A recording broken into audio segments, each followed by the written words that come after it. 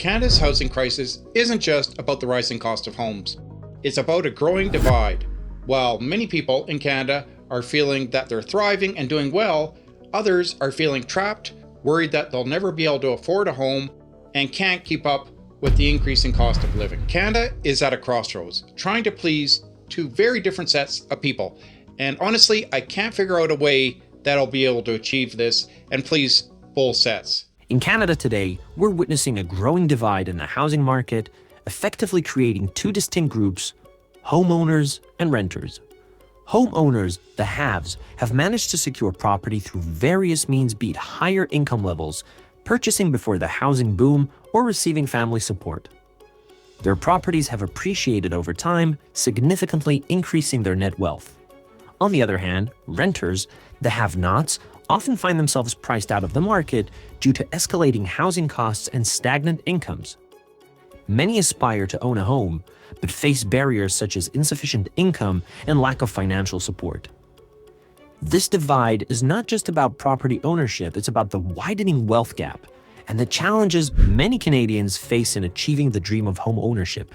The difference in disposable income from, say, someone in a lower class all the way up to the average person in an upper class society or family has hit an all-time record of over 40%, the highest pretty much on record ever. Over 40%, 47.1% to be exact.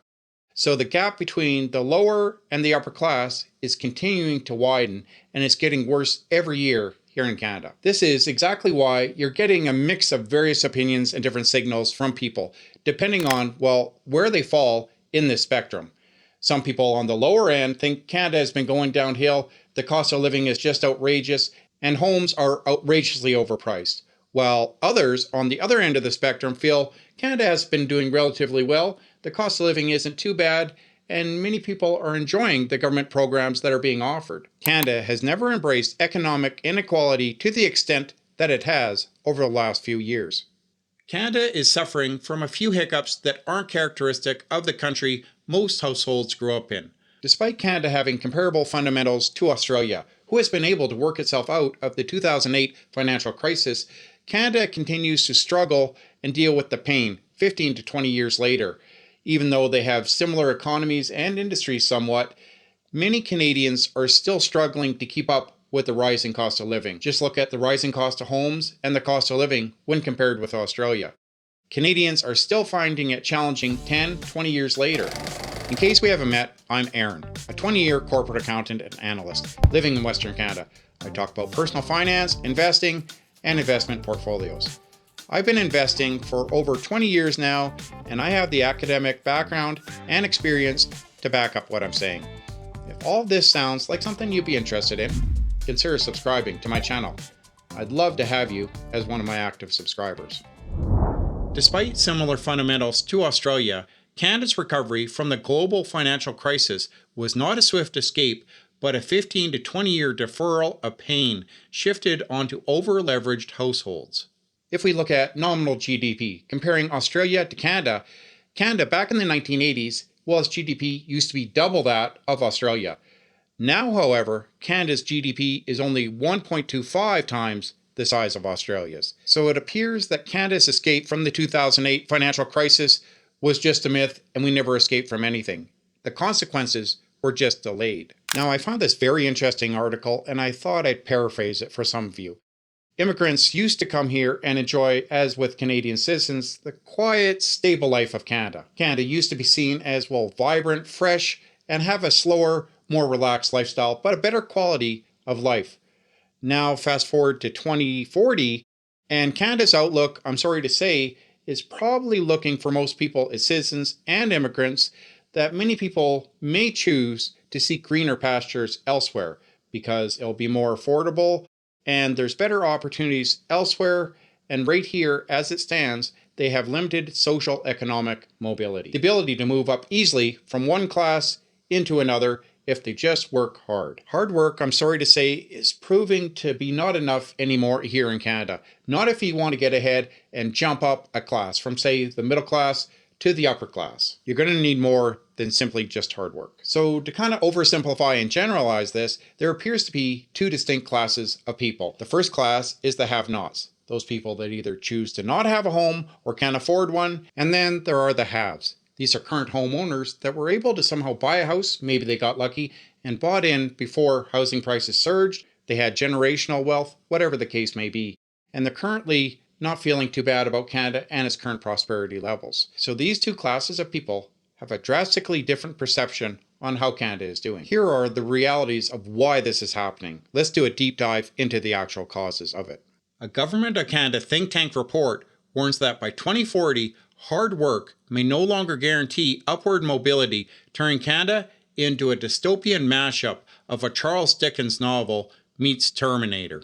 Key drivers of this collapse include concentrated property ownership, the devaluation of higher education. Suddenly, everybody has a degree or diploma. It doesn't carry as much weight as it used to 20, 30 years ago. So getting a job is that much harder, even if you have a degree. Intergenerational wealth, algorithm-driven class walls, and the devaluation of labor, primarily because AI is replacing many people. So simple jobs that were once held by people can now easily be replaced by artificial intelligence. This is why I created this video, because in Canada right now, I feel there's a growing divide amongst people. Neither side is right or wrong, but people are finding that they're on either one side or the other, depending upon where they fall on this spectrum. For some people, it's fine. Canada's doing well. They're happy with the government programs. Cost of living and housing isn't too bad for them.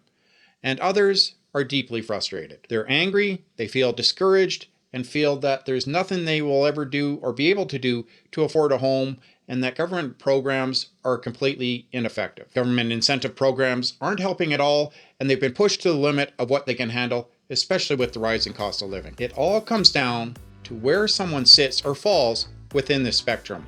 Were they able to buy a home before prices surged?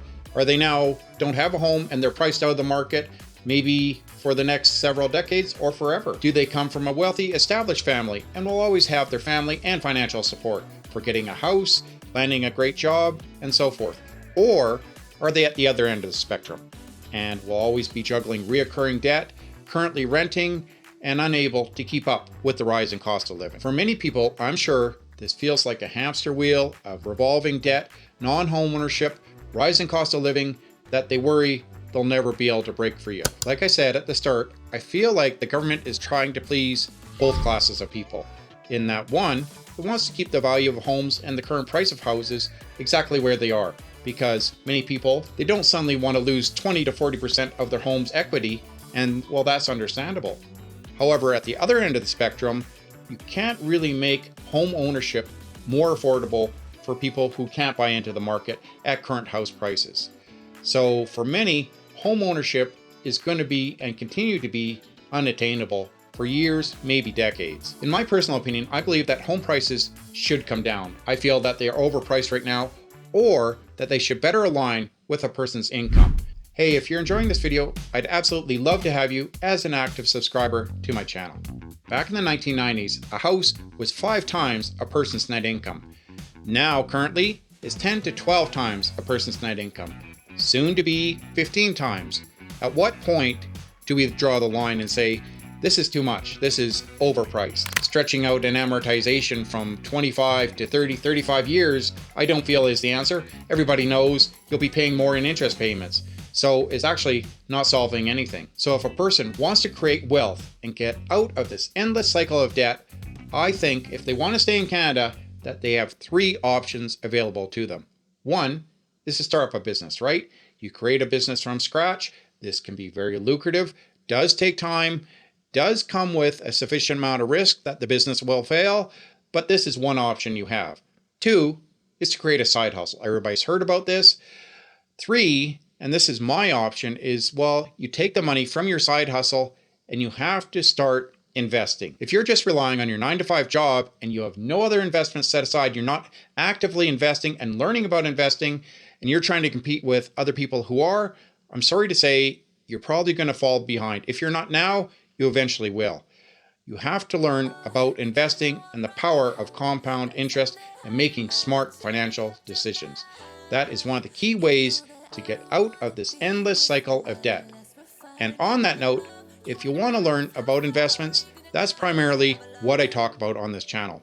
personal finance, investing, and creating strong, robust investment portfolios. If you're curious about how to read a stock chart for complete beginners, and it'll be fun and interesting, and well, there's a good chance you'll make some money as well, you might want to check out this next video here.